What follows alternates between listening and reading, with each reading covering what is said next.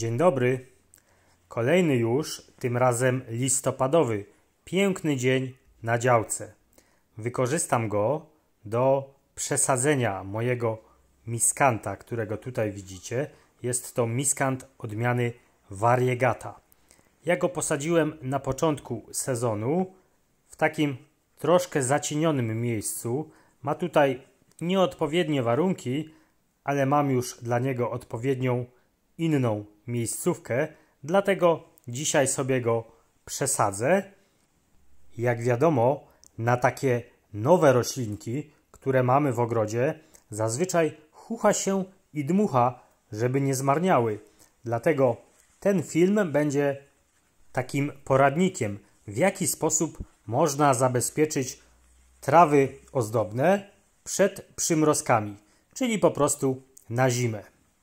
No dobrze, ja sobie tutaj związuję tego mojego miskanta, żeby łatwiej było go wykopać. No bo jak te liście są tak pionowo w górę, łatwiej wbić tam łopatę. W tym miejscu ziemia jest bardzo podmokła, więc podejrzewam, że wykopanie tego miskanta nie będzie stanowiło żadnego problemu. Pokazuję to wszystko tylko i wyłącznie z czysto reporterskiego obowiązku, ponieważ chcę sobie zarejestrować, w jaki sposób rośnie ten miskant, jak wygląda właśnie teraz. No i mam nadzieję, że jak ten film odtworzę za kilka sezonów, będę miał fajne porównanie, jak miskant się rozrósł, ale już na nowym stanowisku. No i zobaczcie, jak prosto to wszystko poszło. Kilka ruchów szpadlem, no i miskant wykopany. No dobrze, to teraz pokażę Wam nową miejscówkę. Zabiorę sobie miskanta i razem maszerujemy na nową miejscówkę. Jeśli robicie cokolwiek z miskantami, to polecam rękawice, ponieważ ja już czuję, że liście tego miskanta, którego niosę, przebijają moją skórę. Zobaczcie, tutaj przygotowałem, to znaczy jeszcze nie przygotowałem, ale zaplanowałem miejscówkę dla tego miskanta. Tutaj dokładnie w połowie, między jednym a drugim, które już rosną, w tym miejscu posadzę sobie tego miskanta Variegatę. Prawda, że idealna miejscówka? Też mi się tak wydaje. Można powiedzieć, że w tym miejscu mam działkę tak zwaną od linijki, ponieważ wszystkie te miskanty, które tutaj widzicie, rosną w takiej samej odległości od siebie. Jak pewnie zauważyliście, to stanowisko jest o wiele bardziej nasłonecznione od poprzedniego. Ale z drugiej strony jest tutaj mniej wody w tej glebie. No i zobaczymy, w jaki sposób odbije się to na wzroście miskantów. No ale po tym, co mogę zaobserwować tutaj wśród innych miskantów, sąsiadów, no to chyba będzie wszystko w porządku. No, będę jedynie musiał chyba częściej chodzić z konewką. Dobra, taki płat ziemi włożę sobie do tamtego pustego otworu, a tutaj powędruje docelowo miskant Variegatus. No to teraz mogę przejść do zasadniczej części tego odcinka, czyli jak zabezpieczyć trawy ozdobne przed przymrozkami. Pierwszy sposób. Zobaczcie, rozsypałem tutaj suchą, skoszoną trawę. Świetnie ona zabezpieczy takie młode sadzonki traw ozdobnych przed przymrozkami. Dodatkowo, rozkładając się, dostarczy glebie cennych składników mineralnych.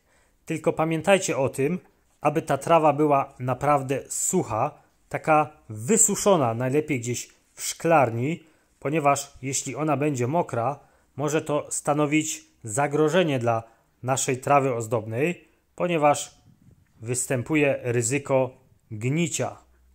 Ale jeśli taka trawa jest suchutka, wystarczy usypać właśnie taki oto kopczyk, jak tutaj widzicie.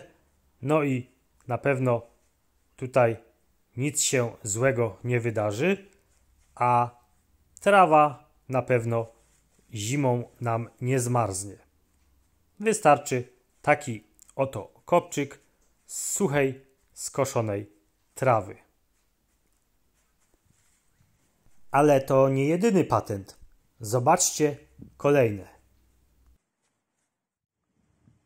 Kolejnym sposobem na zabezpieczenie młodych sadzonek traw ozdobnych jest utworzenie kopczyka z liści. Zobaczcie, mam tutaj całe wiaderko suchych liści, tak samo jak z suchą, skoszoną trawą. Te liście muszą być naprawdę suche, bo inaczej będą nam gniły. Tutaj jedynie wadą jest to, że te liście są lekkie, no i kiedy nastąpi jakiś podmuch wiatru, z dużym prawdopodobieństwem te liście gdzieś zostaną zdmuchnięte. Dlatego należałoby jeszcze czymś przykryć te liście, ale to już zależy od waszej inwencji. Kolejny sposób to sucha zrębka. Moim zdaniem jest to najlepszy sposób właśnie na utworzenie takiego kopczyka wokół rośliny. Oprócz tego, że zrębki zabezpieczą miskanta przed przymrozkami, to również dostarczą składników pokarmowych oraz będą przeciwdziałały rozrastaniu się chwastów. Do tego zrębka jest dosyć ciężka, więc nie będzie problemów w przypadku wiejącego wiatru.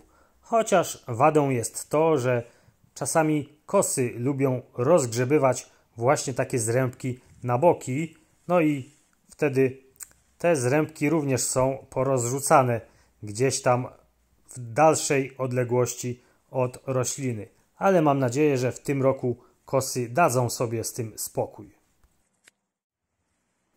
Aby ochronić nasze miskanty przed przymrozkami, możemy również zastosować jakże nielubianą w niektórych ogrodach tujkę. Taka tujka ułożona w taki sposób również idealnie okryje naszą roślinę. Ułożone w taki sposób gałązki tui pozwolą na swobodny dostęp powietrza właśnie tam do łodyg miskanta. Trzeba te gałązki jedynie dosyć mocno podwiązać, aby to wszystko trzymało się pewnie. Ja używam do tego takiego mocnego sznurka. Może to być również sznurek jutowy lub po prostu taki, jaki macie pod ręką. Ciężko mi się to troszkę robi w rękawiczkach, ale jakoś sobie poradziłem. No i taka wiązanka również świetnie zabezpieczy naszą młodą sadzonkę trawy ozdobnej przed przymrozkami. Ciekawe, jakie będą w tym roku.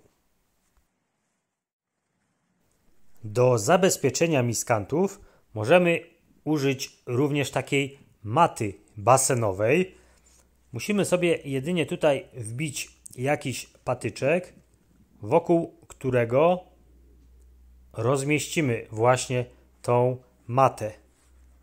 Taka mata bambusowa, jeśli dokładnie opatulimy naszego miskanta, również świetnie się sprawdzi, jednocześnie zapewni roślinie dostęp powietrza. Nie wiem, czy wiecie, ale nie należy ścinać liści ani łodyg miskantów na zimę, ponieważ roślina przez cały ten okres czerpie energię właśnie z tej górnej części zielonej, a później już takiej wyschniętej. Niektórzy aby uniknąć bałaganu w postaci rozwianych po całym ogrodzie liści miskantów, usuwają tą górną część, a jest to błąd. Dobrze, ja sobie tutaj związuję jeszcze tą matę. No i właściwie to wszystko.